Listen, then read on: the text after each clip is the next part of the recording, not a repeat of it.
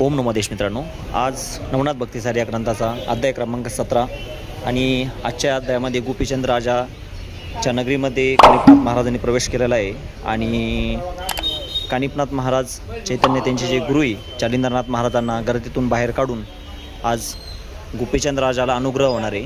तर खूप सुंदर असा अध्याय आजचा। आणि तुम्ही बघू शकता नाथ भक्त परिवार बसलेला आहे इकडं नवनाथांचं। आज अमावस्या, श्रावण महिना उद्यापासून सुरू होतोय आणि सुंदर असा नाथ भक्तांचा परिवार इथं बसलेला आहे पोथी ऐकण्यासाठी।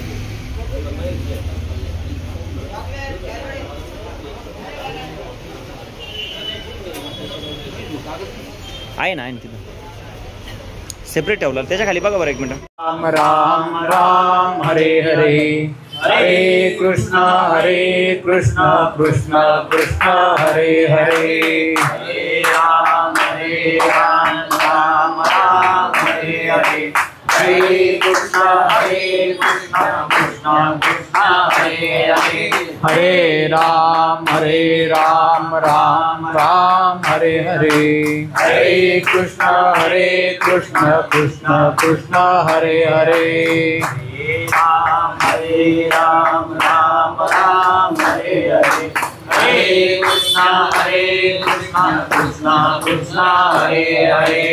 वक्रतुंड महाकाय सूर्यकोटि समप्रभ, निर्विघ्नं कुरु मे देव सर्वकार्येषु सर्वदा। गुरुर्ब्रह्मा गुरुर्विष्णु गुरुर्देवो महेश्वरः, गुरुसाक्षात् परब्रह्म तस्मै श्री गुरवे नमः।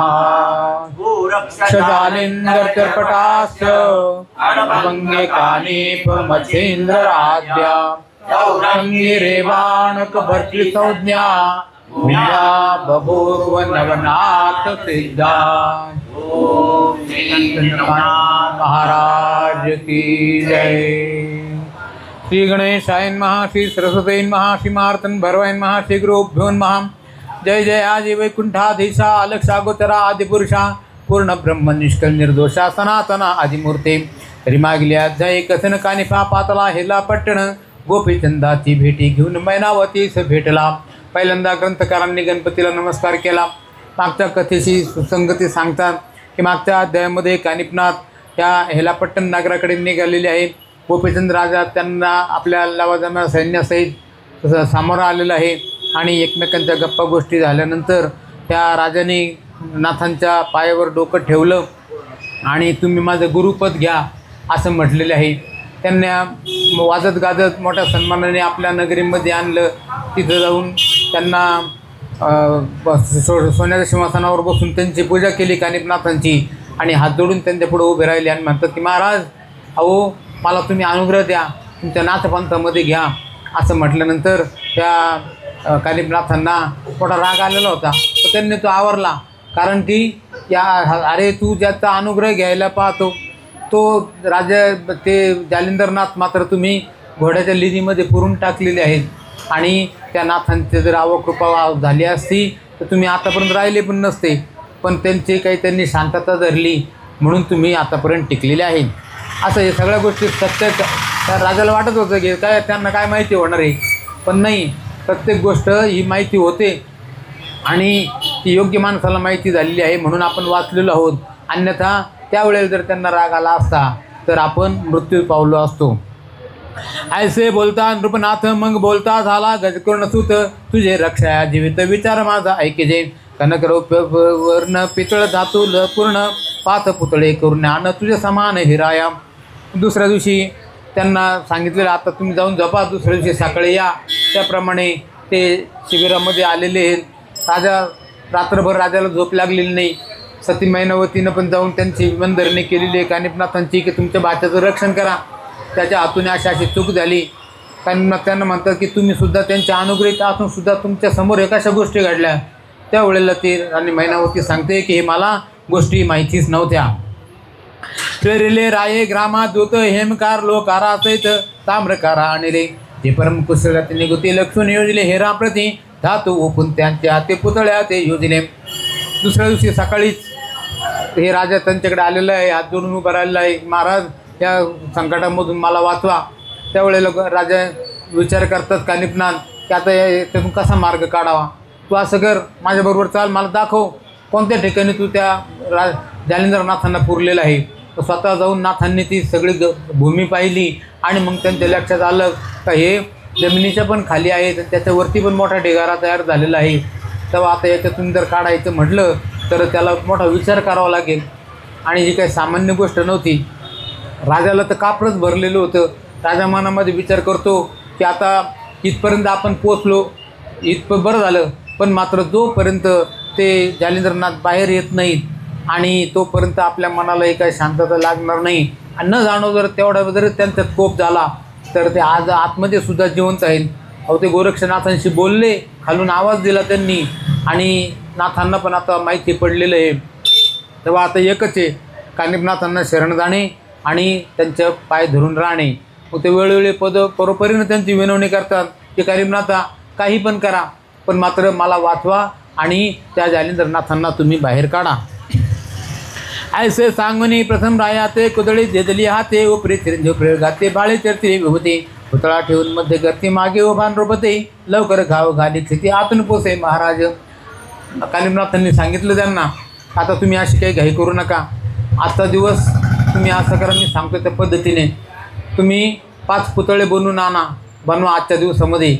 एक सोन्याचा, एक रुपयाचा, एक तांब्याचा, एक पितळाचा आणि एक लोखंडाचा. राजा गोपीचंद जसा आहे त्या पद्धतीचे तुम्ही ते पुतळे बनवा. मग त्यांनी सोनाराला, तांबटाला, लवाराला बोलवून घेतलेलं आहे आणि सगळी गोष्ट समजून सांगितली. आणि मग त्यात मुळातच कारागीरच होते, ते कारागीर विश्वकर्मा. मग त्यांना काय देवशिल्पी, देवांचे पण शिल्पी ते. मग हे जे काही सगळे मायापुरी, मयसभा वगैरे हे जे काही देवांचे नगर आहे हे विश्वकर्माने निर्मिलेले आहेत. आणि मग त्यांची ते कलावान ते लोकांनी ती कलापणाला लावली आणि त्यांना सांगितलं की तुमच्यामध्ये काय कौशल्य आहे ते आता दाखवण्याची वेळ आलेली आहे. हुबेहूब राजासारखाच पुतळा असला पाहिजे, कोणाला जर वाटलं नाही पाहिजे की हे गोपीचंद नाही म्हणून. मग त्यांनी त्यांचं कसबपणाला लावलं. 5 पुतळे तयार झालेले आहेत, सोन्याचा, तांब्याचा, पितळेचा, लोखंडाचा आणि एक रुपयाचा. असे पुतळे जमा केल्यानंतर राजांनी दुसऱ्या दिवशी सांगितलं राजाला, कानिपनाथांनी, की आता ह्या ठिकाणी ही कुदळ घे, मध्ये जाय मध्यभागी आणि तिथं खांदायला सुरुवात कर. त्याच्या अगोदर तिथं सोन्याचा पुतळा उभा केलेला आहे. त्यावेळेला गुरु खालून आवाज देतील कोण खणतं आहे, त्यावेळेला तू सांगायचं की मी राजा गोपीचंद खणतो आहे असं म्हणायचं. पण मात्र एक हुशारी करायची, एकदम चपळपणाने पटकन बाहेर यायचं. आणि न जाणो एखाद्या वेळेला जर तू जर लवकर बाहेर पडला नाही तर एखाद्या वेळेला तुझीसुद्धा राख होईल. कोणी येऊनी घालता गावं वेगी मध्ये मध्ये त्याचे नाव नृप म्हणे मी राणी व गोपीचंद असे की राये सांगताची नाम निघाला होता गर्दीतून श्री जालिंदराचे शापवचन कनक प्रतिमे झगटले. तो जरा गोपीचंदाबद्दल त्यांच्या मनात मुळात राग होता, पण त्यांनी आतापर्यंत तो राग गिळला होता की पुढे चालून नाथपंथाची मते त्यांना वाढवायची होती. म्हणून त्यांनी तरी पण माणसाला राग आल्याशिवाय राहत नाही आणि तो राग त्यांचा अनावर झालेला आहे. मग तुम्ही म्हणाल की बघ ते तर साधू संत होते, तर असं जरी असलं तरीसुद्धा प्रत्येकाचा एक पिंड ठरलेला राहतो. याच्यासाठी गीतेमध्ये प्रमाणे सदृशम चेष्टते स्वस्यात प्रकृतीर ज्ञानवान आपी, म्हणजे किती जरी ज्ञान माणूस झाला पण तो त्याच्या प्रकृतीच्या कलाने वागत असतो. म्हणून पहा, काही साधू संत हे रागिष्ट राहतात, काही तर ठरलेले मार्ग राहतात, काही म्हणतात फक्त तुम्ही नामच घ्या, काही म्हणतात नाही तुम्ही तीर्थयात्रा पायी केली पाहिजे, काही म्हणतात की ज्ञानानेच मोक्ष आहे, काही म्हणतात की योगाने मोक्ष आहे. असा जो प्रत्येकाचा तो पिंड ठरलेला राहतो त्या पद्धतीने ते वागत असतात. आणि हे तर महाक्रोधी होते.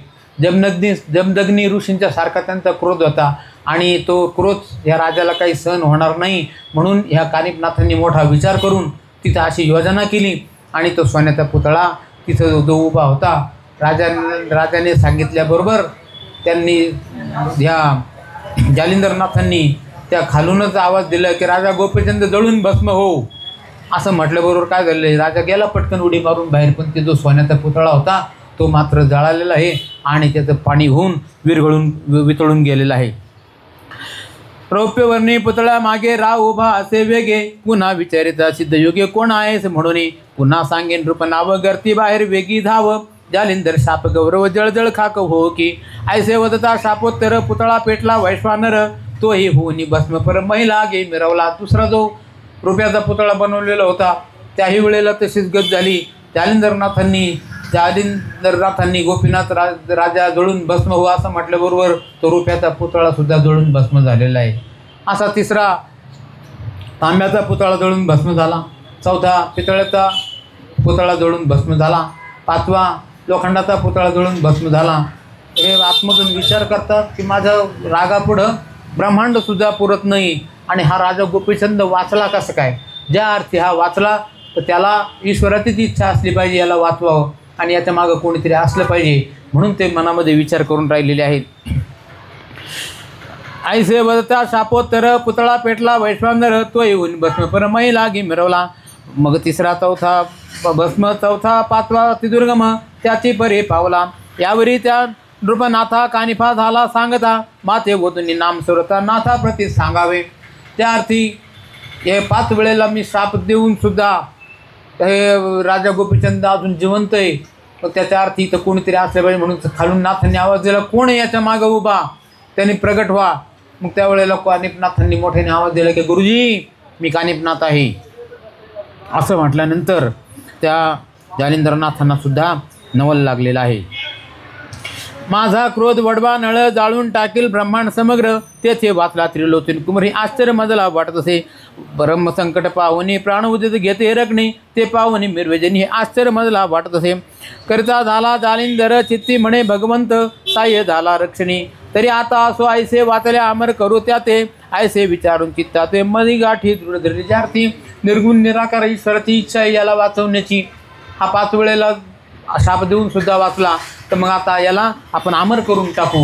अशा प्रकार साधू संत होते ते, त्यांच्या मनामध्ये कोणत्याही प्रकारचा दुजाभाव नाही. सुरुवातीला राग आला त्यांना, पण मात्र त्यांनी आता निश्चय केलेला आहे मनामध्ये, ह्या ज्या अर्थी वाचला त्या अर्थी याला आपण अमर करून टाकू. येरीकडे कानिफा नाथ हुंकार रूपासी देत, तव बास्व करी व्यक्त लवकर मय भेजत असे. झटकरी घाव घाली उठता श्री जालिंदर होय पुसता, कोण आहे साध्या परता घाव घालीत माहिते. म्हणे महाराजा तपो जेठी मी बाळक कानिफा मही पाठी, पावया चरणदृष्टी बहु भुकेले सुते तीर्थयात्रा करीत करीत मी या ठिकाणी आलोले, मला तुमचा पत्ता लागला गुरुजी, पण तुम्ही आता लवकर प्रगट व्हा. असं म्हटल्यानंतर त्या राजा गोपीचंद खणतोय. त्यांनी लगेच आणखीन जोडीदार बोलवले, कामगार बोलवले, त्यांच्याकडून ते खांद्याला सुरुवात केली आणि ते खांदीत अशा अवस्थेपर्यंत गेलेले आहे का जसे काही त्यांच्या त्या कुदळी त्या लोखंडावरती चालल्या आहेत. असं पाहिल्यानंतर गुरुजींनी खालून आवाज दिला की आता तुम्ही खांदायचं बंद करा, हे वज्रास्त्र आहे, हे वज्रास्त्र तुमच्या त्याने निवारण होणार नाही. मी ते स्वतः इंद्रास्त्राचा शक्रास्त्राचा मंत्रजाप करून ते मी वज्र काढून घेतो आणि बाहेर येतो. असं म्हणून त्यांनी इंद्रास्त्राचे शक्रास्त्राचे मंत्रजाप केले. ती विभूती त्यांच्यावरती सोडल्यानंतर ते जे वज्र आहे, भिंत तयार झालेली होती लोखंडाची, स्लॅब तयार झाला होता तो काढून टाकलेला आहे आणि गुरुजी बाहेर आलेले आहेत. म्हणे महाराजा आतरी आता चिरंजीव करी, ऐसे वधूनी जालिंदरनाथने चक्षुने पाहाया सुत, बोलता झाला तिथं म्हणे मही ते विदारी. म्हणे बाळा पळ्या अग्नी यात निघाला शिवातुनी, आता वतुनी शरणी तोवरी मिरवे माहिती. मग ते तिथं प्रगट झालेले आहेत. प्रगट झाल्यानंतर कानिफनाथांना मोठा आनंद झालेला आहे. गुरुजींना हात देऊन त्यांनी बाहेर काढलं, त्यांच्या पाया पडले. राजा गोपीचंद पायावरती लोटांगण घातलं. सती मैनावती आलेली आहे, ती पण त्यांच्या पाया पडलेली आहे. अनेक जे तिथं लोक त्यावेळेचे भाग्यवान माणसं होते त्यांनी पण त्यांचं दर्शन घेतलेलं आहे आणि हात जोडून सगळेजण उभे राहिलेले आहेत. ऐसे एकादश संवत्सर मास गेले महाविकार, ऐसे बोलून नेत्रेपूर अश्रुघन वर्तसे. मग ते येशी धरून हृदयनाथ स्वकरे नेत्राश्रू पुषित, तिने बाळके धरून यथार्थ माय हे लावे त्या माझी. स्वतः मैनाकिनी राणीला काही हे अश्रू अनावर झालेले, ती रडायला लागलेली आहे. स्वतः जालिंदरनाथांनी तिचे डोळे पुसले आणि ती सांगते की महाराज गेल्या 11 वर्षापासून जसे वासरू गाईची वाट पाहतं तशी मी तुमची वाट पाहत आहे. ऐसे एकादश संवत्सर मास गेले महाविकार, ऐसे बोलून नेत्रेपूर अश्रुघन वर्तसे. मग ते येशी धरून नाथ स्वकरे नेत्राश्रू पुषित, तिने बाळके मी धरून यथार्थ माय हे लावे त्या माझी. गोपीचंदाचे मुख कुरवाळूनी बोलता झाला अग्निनंदन, बारे तुझे काय मन इच्छित असे. म्हणजे सांगा, तर जालिंदरनाथांनी मनामध्ये विचार केला की या सगळ्या घटना घडलेल्या आहेत आणि राजा गोपीचंदाच्या मनामध्ये त्याच्याबद्दल पश्चाताप झालेला आहे आपण केलेल्या कृतीबद्दल. त्यांना हे गोष्टी माहिती नव्हत्या, बायकोच्या सांगण्यावरून का होईना त्यांनी ते केल्या, पण मात्र ते कृपादृष्टीने संतांनी त्यांची बाजू राखली म्हणून आपण वाचलेलो आहोत. तेव्हा हे जालिंदरनाथ मनामध्ये विचार करतात की यांच्या मनामध्ये जर पश्चाताप उत्पन्न झालेलाच आहे, वैराग्य उत्पन्न झालेलंच आहे, तर आपण यांना आपल्या नाथपंथामध्ये घेऊन टाकू. कारण की जसं जसं ज्याचं ध्यान राहतं तसं तसं त्या माणसाला तिची अवस्था प्राप्त होत राहते. त्यांनी विचार केलेला आहे आणि त्यांना लगेच विचारलेलं आहे की राजा, आता तू वेळ करू नको, तू आता खरं सांग की तुला ह्या संसारामध्ये राहायचं का आमच्याबरोबर जोग घेऊन आमच्याबरोबर यायचं. राजाला प्रश्न पडलेला आहे, पण राजाला कळून चुकलेलं होतं की हे जे संसार हा प्रपंच हा काही शाश्वत नाही. आणि हे नाथ जालिंदर महाराज हे 11 वर्ष त्या घोड्याच्या लेणीमध्ये राहिले, पण मात्र त्यांनी यमालासुद्धा आपल्या पायाशी लोळण घ्यायला लावलेली आहे. एवढा मोठा नाथपंथ हा श्रेष्ठ आहे आणि आपल्याला योगायोगाने ते मिळालेलं आहे. आईने 12 वर्षापूर्वी ते बीज पेरून ठेवलेलं होतं, श्रवण संस्कार केलेला होता की आपण गुरु करायला पाहिजे, आणि तो संस्कार काय वायाला गेलेला नाही, त्याचे ते श्रवण संस्कार जागा झाला. आणि तो म्हणतात की महाराज, अहो तुम्ही या ठिकाणी जे काही सांगून राहिलेले आहेत तर तुम्ही म्हणताच आहे, तर मलासुद्धा आता ह्या संसारामध्ये राहण्याची इच्छा राहिलेली नाही. तुम्ही आता मला तुम्ही कृपा करा आणि मला ह्या नाथपंथामध्ये सामील करून घ्या. राजवैभव आते भोगावे की आत्मी समयोग्य ते मिरवावे, कोणते तुझे मनी असावे तैसा योग घडेल बा. अशाश्वत शाश्वत दोन पद राज्य वैराग्य मार्ग भेद, तरी तुझ्या आवडे तो वृंद स्वीकारी का बाळका. आता वेळ आलेला आहे ठरवण्याचा. तुम्हाला जर वाटत असेल की आपण संसारामध्ये राहावं, तर तुम्ही संसारामध्ये खुशाल राहू शकता, आणि जर तुम्हाला जर वाटलं तर नाथपंथामध्ये यायचं तर तुम्ही जरूर नाथपंथामध्ये या. बारे पूर्वी राज्य सांडून कित्येक बैसले योगात येऊन, परे तो योग सोडून राज्य वैभव नातळला. पाहे गा दिवसाची वैभव मही लागे मिरवे नाव, परे सोडून सकळ वैभव योग क्रिया आचरला. जालिंदरे उकिरड्या गोपीचंदे उकिरड्यासी, गाडीले जालंधरासी, परी त्या महात्म्यासी नाही वाटला विषाद. उलट राजाचा उद्धार केला, चिरंजीव करून सोडेला. आयशा संतांच्या योग्यतेला वर्णन करावे कोठवरी. राजा गोपीचंद मनामध्ये विचार करतो, अहो आपण महापातकी आहोत, आपण सामान्य पातक नाही, खूप मोठं पातक आपल्या हातून घडलेलं आहे, आणि ते सुद्धा अशा मोठ्या महात्म्यांच्या बाबतीमध्ये घडलेलं आहे. पण ते कृपादृष्टी झाले, त्यांचे जो स्वभाव आहे जगाच्या कल्याणा संतांच्या विभूती, देह कष्टविती परोपकारे, प्रसंगी स्वतःवरती लोकांचे आजार घेतात, स्वतः त्रास काढतात, पण लोकांना उपद्रव होऊन देत नाही. अशा जालिंदरनाथांनी मला वाचवलेलं आहे.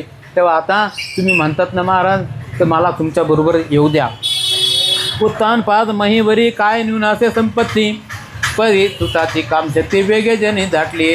तस्मात अशाश्वत ओळखून बाते केले सनातन, तरी आता केवते मन इच्छिते. म्हणजे सांगे पुराणातला दाखला आहे, ध्रुव बाळ हा राजपुत्र होता, त्याला काय कमी होतं तरी, पण मात्र सावत्र आईने त्याला ते ओढलं राजाच्या मांडीवर, ते बसू नको म्हणून, आणि त्यांनी मग मोठी तपश्चर्या केली आणि त्या ईश्वराला त्यांनी मिळवलेलं आहे. तसंच हे मोठे मोठे पूर्वीचे महात्मा होऊन गेले की ज्यांनी राजवैभवाला लाथ मारली आणि स्वतः आपल्या या योग मार्गाकडे गेलेले आहेत. गोपीचंद विचार करी मनात, राजवैभव सामर्थ्य गळित. आहा योगी जालिंदरनाथ चिरंजीव अमृतसे. आधी 11 वर्षेपर्यंत गरत गलित पसला योगीनाथ.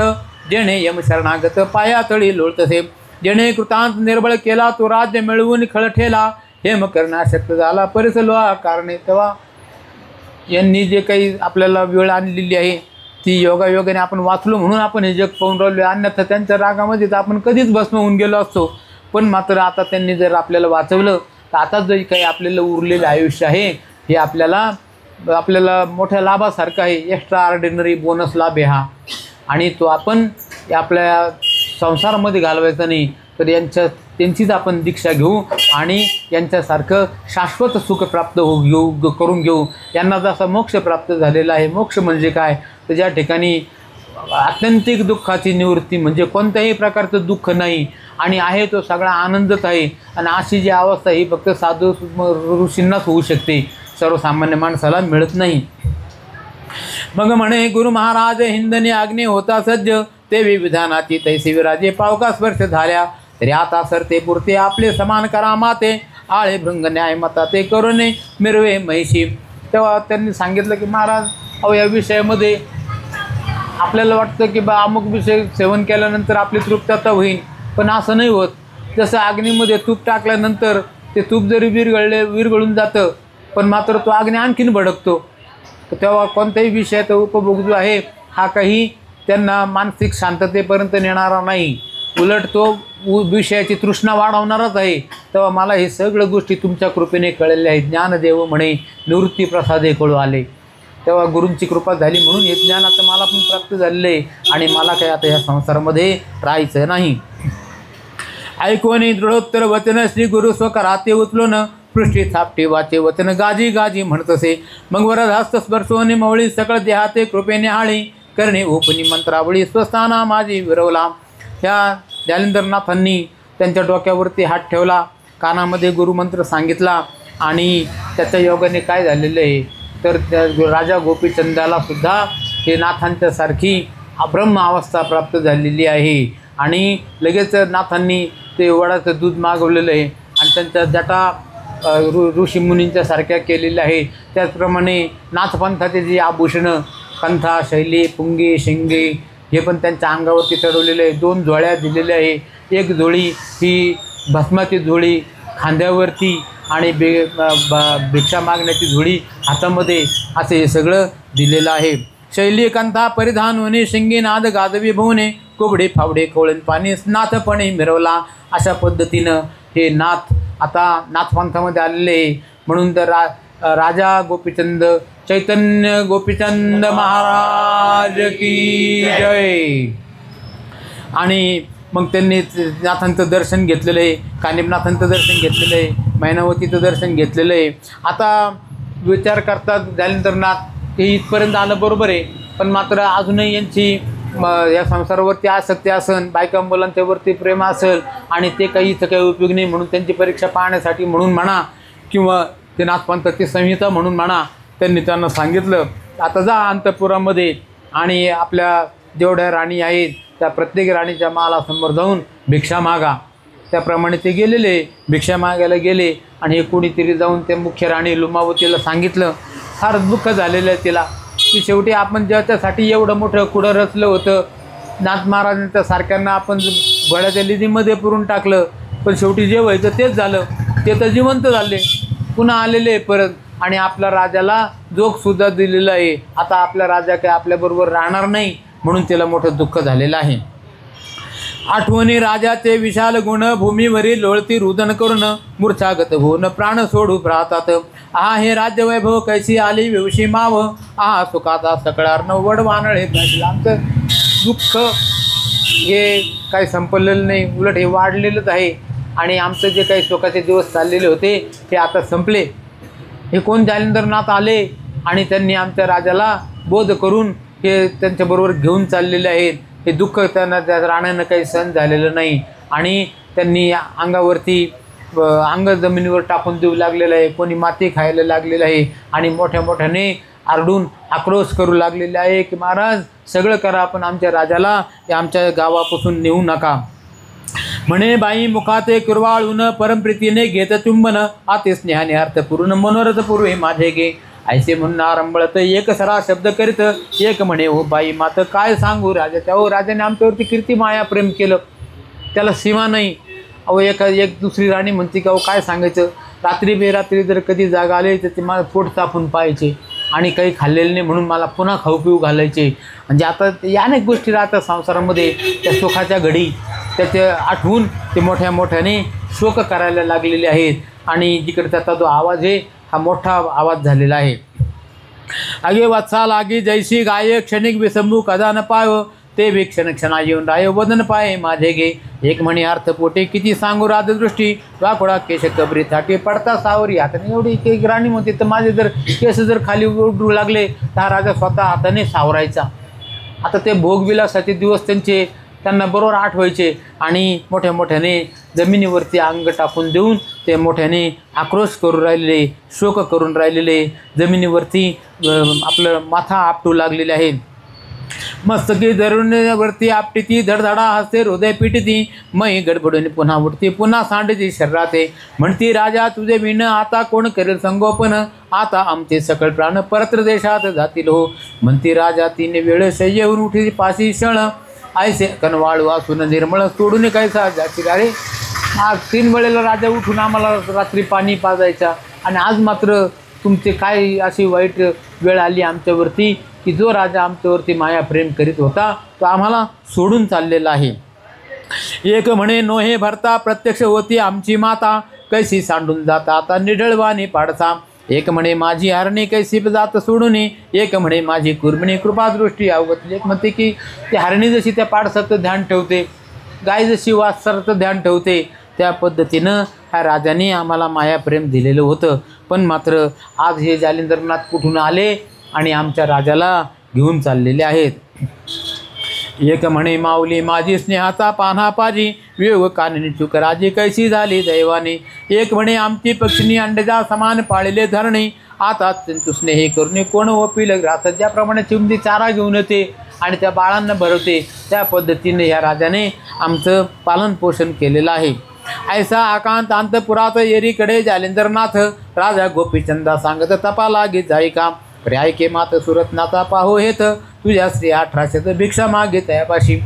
आता यांनी जालिंदरनाथांनी मनामध्ये विचार केला होता की यांच्या मनात जर जारी वैराग्य उत्पन्न झालेलं आहे तर यांना आता लगेचच बोध करून दिला पाहिजे. कारण की अशा वेळेलाच बोध पक्का होतो. काहीतरी पश्चाताप जर झाला आणि अशी जी वेळ राहते वैराग्याची त्या वेळेला जर कोणी साधू महात्मा भेटले आपल्या पूर्वकर्मांच्या प्राबल्याने तर त्यांचा जो बोध आहे तो ठसत होतो. म्हणून त्यांनी विचार केला की आता अजिबात आपण उशीर करायला नको. त्यांना सांगितलं की हे जे तुम्ही आता नाथपंथाचे आभूषणं लिहिलेले आहेत तर हे अशासहित तुम्ही तिथं जा हातामध्ये जोळे घेऊन आणि प्रत्येक राणीच्या पुढे जाऊन भिक्षा मागा.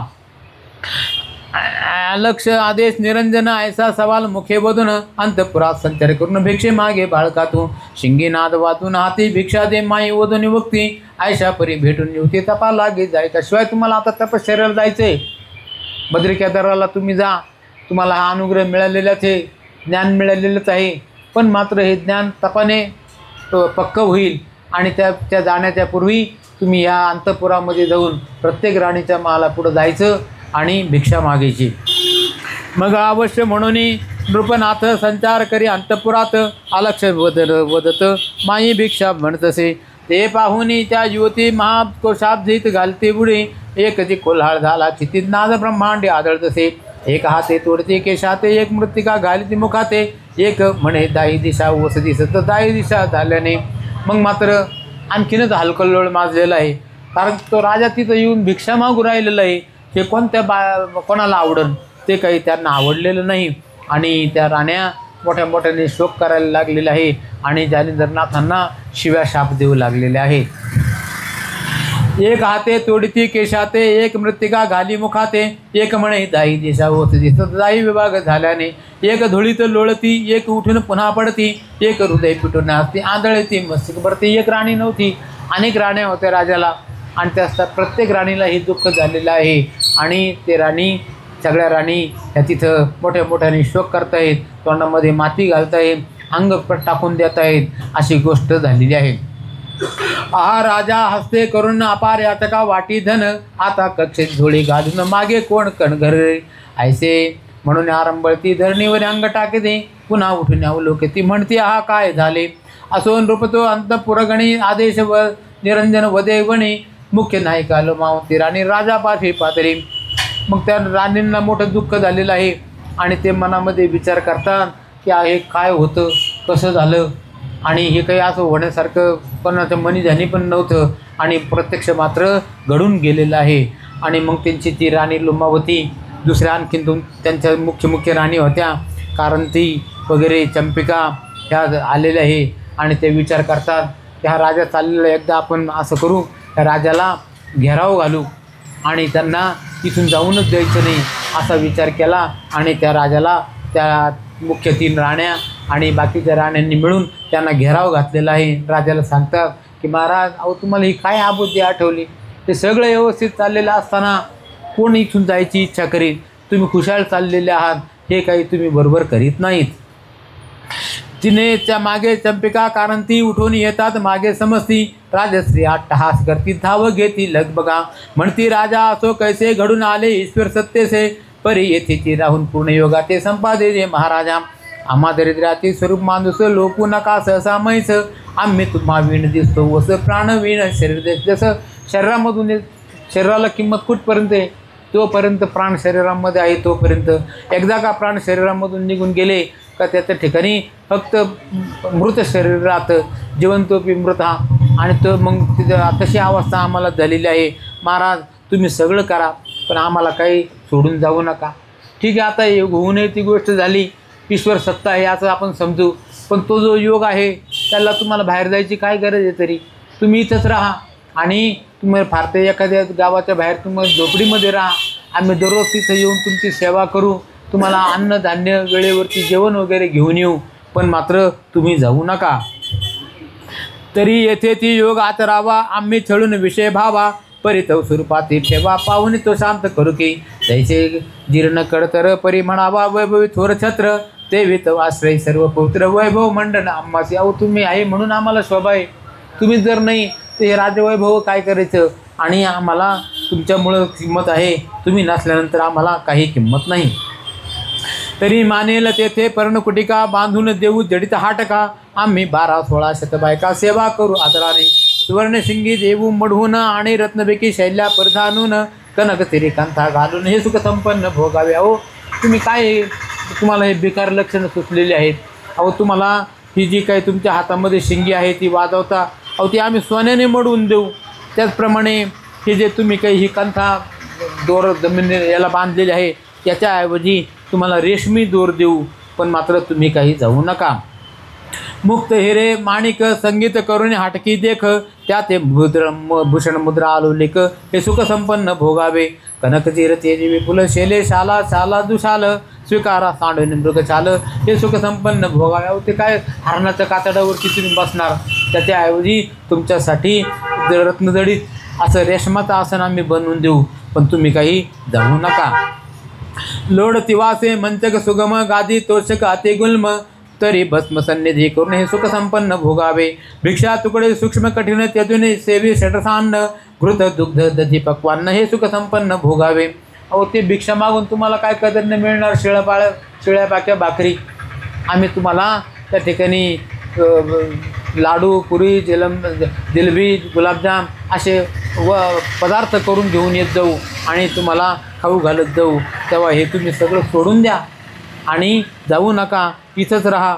फार तर तुम्ही राजवाड्यात नका येऊ, बाहेर पर्णकुटिका बांधून देऊ, त्या ठिकाणी तुम्ही राहा. एकट सेवी त्याची कानन दास दासी सेवक जन, सेवा करती षोडोपचारण, हे सुख संपन्न भोगावे. ऐसे म्हणून आरंभळत एक सरा शब्द करीत, हे सुख संपन्न भोगावे. युवा चंदन अर्गजा सुवास मार्जन करतव देहास, तरी धिकारून पूर्ण समास, हे सुख संपन्न भोगावे. अहो तुम्ही बाहेर गेल्यानंतर तुम्हाला अंगाला लावायला काही नाही, अहो आम्ही ते उटी लावून तुम्हाला स्नान घालू, पण तुम्ही मात्र इथून काही जाऊ नका. हत्ती घोडे शिविका सदन टाकून कराल तीर्थाटन, तरी चालाल हे दुःख तेथून हे सुख संपन्न भोगावे. महाल चौकट संगीत रंगीत ते साडून विपेन पड्याल दुःखित, तरी हे तेथून राहा येते सुख संपन्न भोगावे. अहो तुम्हाला पायी चालावं लागेल, त्याच्याऐवजी इथं राज उपचारातले अनेक घोडे हत्ती असे वाहन आहेत, पण मात्र तुम्ही इथं राहा, बाहेर काही जाऊ नका. छत्र चामरे प्रजा अंकित त्यातून फिराला अरण्यात, एकटपणे त्यातून राहा येत हे सुख संपन्न भोगावे.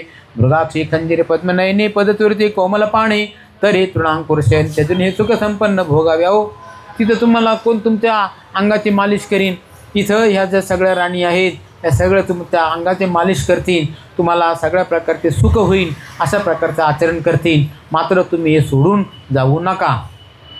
आयशा स्त्रिया संवादती परिकोप चढला राजाच्या चित्ती दुर्होलंडी म्हणून मुक्ती धिकारीत तयाते परित्या मोहे विष्णून बोलत राजा एकटे पडाव्या अरण्यात तुम्हा सवे बातची तर कोण करेल महाराज. या सगळ्या ज्या गोष्टी आहेत त्या राजा गोपीचंदाला काही पटत नाहीत, पण मात्र त्यांच्यावरती ते रागावलेले आहे.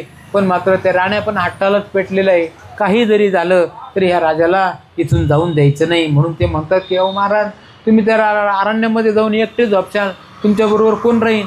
त्यावेळेला राजा म्हणतो की त्याची चिंता तुम्ही करू नका. हे ज्या शैली शिंगी आहेत त्या दोन्ही बाजूला दोन्ही माझ्या स्त्रियांच्या सारख्या राहतील. राव म्हणे आसन अंबरासारखे असे ओढवण स्त्रिया म्हणती सैन्य कोण निजेल तुमच्या सांगाती. येरी म्हणे कुबडी फावडी शयन करतील दोन्ही थडी स्त्रिया म्हणती शैत्य हुडहुडी कोण निवारे सांगा. अहो तुम्हाला थंडी जर वाजली तर तुम्ही काय करशाल. त्यावेळेस ते म्हणतात की मी ती धुनी पेटवीन आणि त्या धुनीच्या निमित्ताने मी हे थंडीचं निवारण करीन. राजाला सांगतात की अहो तुम्हाला तिथं अंथरायला नाही पांघरायला नाही. ते म्हणतात जमीन हेच माझं असं नाही आणि जे आकाश आहे हे माझं पांघरून आहे. स्त्रिया म्हणती अलौकिक कोठे परिचारक लोक राज्यासनी पदार्थ कौतुक देत होते आणुनी. येरी म्हणे व्याघ्रांबर आसन विराजू वद्रापर मग धाव घेती नारी नर कौतुक पदार्थ मिरवाया. अहो तिथं तुम्हाला बसायला आसन नाही, ते काय हरणाच्या कातडावर याच्यावर बसणं योग्य नाही. ते म्हणतात की तुम्ही काही चिंता करू नका. वाघाचं जे कातड आहे व्याघ्रांबर ते आम्हाला भूषण आहे आणि त्याच्या निमित्ताने अहो तिथं तुमच्याशी कोण लोक आहे का माणसं बोलायला. त्यावेळेस ते म्हणतात की साधूकडं अनेक लोक त्यांच्या कल्याणासाठी येतील आणि तेच माझी प्रजा राहीन. येरी म्हणे विश्वरूप घरघर आई घरघर बाप इष्टमित्र भगिनी गोत्र रूप शिष्य साधक मिरवते. स्त्रिया म्हणती षडसाजे अन्य विपिने मिळतील कोठून. येरी म्हणे ही फळ सुगम षडसान्य असतात ते. अहो पण तिथं अनेक 6 प्रकारचे रस आहेत. आंबट तुरट खारट गोड तिखट आणि अशा प्रकारचे षडरस अन्न तुम्हाला तिथं कसं काय मिळेल. ते म्हणतात की जे कंद मुळं फळं हे आमच्यासाठी षडरस अन्न आहेत. त्याचप्रमाणे तिथं कोण माणसं आहे. त्यावेळेला ते म्हणतात की तिथं तुम्हाला आई नाही भाऊ नाही बहीण नाही असं त्या स्त्रिया त्यांना म्हणतात. बरोबरीनं राजा म्हणतो की मला त्यांची काही गरज नाही. माझ्याकडे जे येणारे माझे भक्त लोक किंवा माझे बरोबर ते गुरुबंधू हेच माझ्यासाठी आई वडील भाऊ बहीण आहेत. स्त्रिया म्हणती शिंगी सारंगी फुटून गेली या प्रसंगी मग गोष्टी करायची तरंगी कोण आहे तुम्हापाशी. येरी म्हणे सगुण निर्गुण शिंगी सारंगी असती दोन आगम निर्गमाचे तंतू होऊन सुख संवाद करीन मी. अहो तुम्ही असं म्हणता की ते जे शिंगी सारंगी हे तुमच्याशी बातचीत करतील, पण ते जर फुटून गेले तर. मग तो राजा म्हणतो की त्याची काही चिंता तुम्ही करू नका. सगुण आणि निर्गुण हे जे परमेश्वराचं रूप आहे ते मला ह्या शिंगी सारंगीसारखंच आहे आणि त्याच्यामध्ये हे वेद उपनिषद यांचे तंतू ववलेले आहे आणि त्याच्यामधून जे ज्ञान निघतं ते माझ्यासाठी संगीत आहे. स्त्रिया म्हणती कुबडी फावडी जीर्ण झाली लागती देशोधडी मग सुखशयनी निद्रा पवडी कोण संगीन करील. हेरी म्हणे खेतरी भूतरी उभय आदेय विदेह प्रकाश स्वरूपमय वाम दक्षिण घेऊन तन्मय डोळा लावीन निरंजनी. अहो आता तुम्ही म्हणता की बघ कुबडी फावडी तुमच्या दोन्ही बाजूला 2 राहतील स्त्रियांसारख्या, पण त्याला पण शेवट आहेच ना. ते सुद्धा शिंगी सारंगी हे सुद्धा फुटून जातील, खराब होऊन जातील किंवा नाश पावतील. मग तुम्ही काय करा. त्यावेळेस ते सांगतात की योगामध्ये ज्या मुद्रा आहेत खेचरी मुद्रा भूचरी मुद्रा त्या ज्या मुद्रा आहे त्या माझ्यासाठी डाव्या बाजूला उजव्या बाजूला पत्नीसारख्या राहतील. स्त्रिया म्हणती शैल्य तुटून गेल्या पुन्हा आणाल कोठून. येरी म्हणे मोक्षयुक्ती समान शैल्यभूषण मिरवून गे. स्त्रिया म्हणती कर्णमुद्रिका हरपून गेल्या नरपाळका मग काय करशील म्हणे देखा नाथपंथी मिरवाया. म्हणे भुयतरी खेतरी लुप्त मुद्रा कर्णद्वारी अलक्ष चातरी अगोतरी लेवबिल्या गुरुनाथे. अहो तुम्हाला आता गुरूंनी ते कुंडल कानामध्ये घातलेले आहेत, ते तरी कधीतरी संपतीलच ना. त्यावेळेला ते सांगतात राजा गोपीचंद आता त्यांना ज्ञानच झालेलं होतं की जे योगामधल्या भुचरी खेचरी ज्या मुद्रा आहेत ह्या मला ह्या कुंडलासारख्या राहतील आणि अशा पद्धतीने त्या राण्यांना काही ते ऐकते नाही आणि बोलण्यामध्ये सुद्धा हरते नाही, कारण त्यांना आता ते ज्ञानच झालेलं होतं. मग मात्र त्यांनी विचार केला की आता काय करायचं, सगळ्यांनी मिळून यांच्यावरती हल्ला करायचा, त्यांना घेऊन आपल्या राजवाड्यामध्ये परत यायचंच असा निश्चय करून ते त्यांचे हातपाय धरू लागलेले आहेत आणि राजाने त्यांच्यावरती कुबडी उगारलेली आहे. मग मात्र त्यांना कळून चुकलं की राजा आता आपला राहिलेला नाही, राजा परत येऊ शकत नाही. आपणही किती जरी प्रयत्न केला तरी तो व्यर्थ होणार आहे. ऐसे चांचल्य युक्त गुण दृष्टी पाहुणे नृपनाथ कोबडी फावडी उगारी दुर्होलंडी म्हणतसे ते गुप्त पाहून मैनावत्या सिद्धार्थ अन्न घेऊन शीघ्र येऊन पुत्राप्रती म्हणे भिक्षा घेणं. आता ही सगळी गोष्ट मैनावती राणी लांबून पाहत होती. मग ती मात्र ते शिजलेलं अन्न घेऊन आलेली आहे. भिक्षा दुपारच्या वेळेला ही शिजलेल्या अन्नाची वाढायची असते म्हणून त्यांनी ती घेऊन आली आणि त्या गोपीचंद राजाला त्यांनी आवाज दिला आहे आणि ही भिक्षा घे मुला असं म्हणून त्यांच्या त्या झोळीमध्ये ती भिक्षा ठेवलेली आहे. मग भिक्षा घेऊन झोळी मातेपदी अर्पी मवळी मग तेथून निघून येते वेळी नाथापाशी पातला.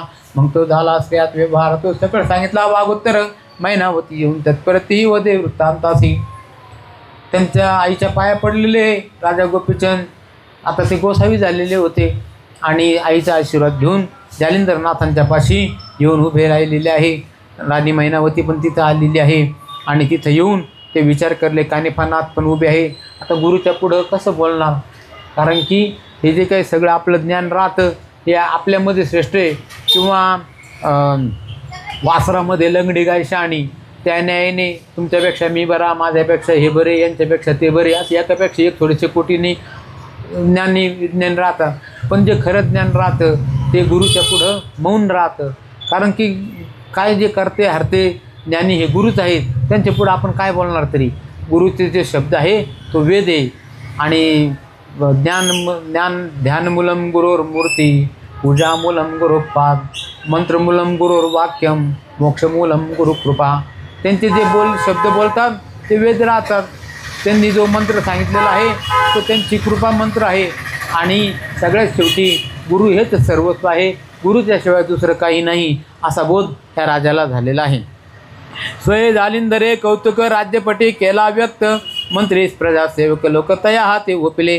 राजा गोपीचंदा सांगे वचन बारे पाहे बद्रिकाश्रम बद्री केदारा लागे नमन तपा लागे तू बैसे का. आता तुमचा वेळ झालेला आहे राजा गोपीचंद, तुम्ही आता जाऊन आले अंतपुरामध्ये भिक्षा मागितली आणि आता आमच्या समोर तुम्ही बद्री केदाराचा रस्ता धरा, तिथं जाऊन तपश्चर्या करा. महादेव शंकर तिथं साक्षात राहतात आणि त्यांच्या आधिपत्याखाली तुम्ही तिथं जाऊन राहा. ऐसे सांगून तया ते मग प्रजा लोकादी समजते निघाले राजा ते बोळवाया ते कानिपा सुद्धा जालिंदर परी प्रजेचे लोक शोक करती. राजा गोपीचंदाचे गुण आठविती नेत्री ढाळून अश्रुपाते रुदन करती अट्टहासे. तिथं बद्री केदाराला गेल्यानंतर लोखंडाचा काटा करा, त्याच्यावरती पाय ठेवून उभं राहायचं दररोज. जशी पूर्वी सगळ्या नाथांनी तपश्चर्या केलेली आहे त्या पद्धतीने तुम्ही ती जाऊन तिथं तपश्चर्या करा. आणि मग तिथून ते निघाले. पुढं राजा चाललेले आहे, त्यांच्या मागे त्यांना पोहोचवण्यासाठी राजा जालिंदर, त्याचप्रमाणे आपले हे नाथ जालिंदर, नाथ कानिफा, आणखीन त्या राणी सती मैनावती आणि तिथले जे त्यांच्यावरती राजावरती प्रेम करणारे त्यांचे इष्ट मित्र सगळे सोयरे शहरवासी प्रजाजन हे पण त्यांच्या मागे निघालेले. प्रजेला मोठं दुःख झालेलं की या राजाला येऊन जास्त दिवस पण झालेले नाही. त्रिलोचन राजा मृत्यू पावल्यानंतर यांना राजपद मिळालेलं होतं. जो काही त्यांना थोडाफार काळ मिळाला त्या काळामध्ये त्यांनी संधीचं सोनं केलं आणि प्रजेच्या कल्याणाचे निर्णय घेतले. कोणालाही दुःख होऊन दिलेलं नाही. जसं आपण लहान बाळाला पाळतो त्या पद्धतीने ह्या गोपीचंद राजाने आमच्या प्रजेचं पालन केलं होतं. ऐसे सांगून त्याते मग प्रजा लोक आधी समजते बोलविले बोलवा याते कानिपा सुद्धा जालिंदर म्हणती हा सांगो काही रूप नव्हे होती आमची आई पक्षाखाली सकळमयी संबोधित असे. महाराजा प्रजाजन मोठं दुःख करतात की त्याप्रमाणे पक्षी आपल्या पंखा खालून त्या लहान पिलांचं रक्षण करतो त्या पद्धतीने ह्या राजाने आम्हाला सांभाळलं होतं. ऐसे वर्णनी तयाचे गुण आक्रंदती प्रजाजन तरी आता पुरे करा विघ्न शोक मंदार खोचला.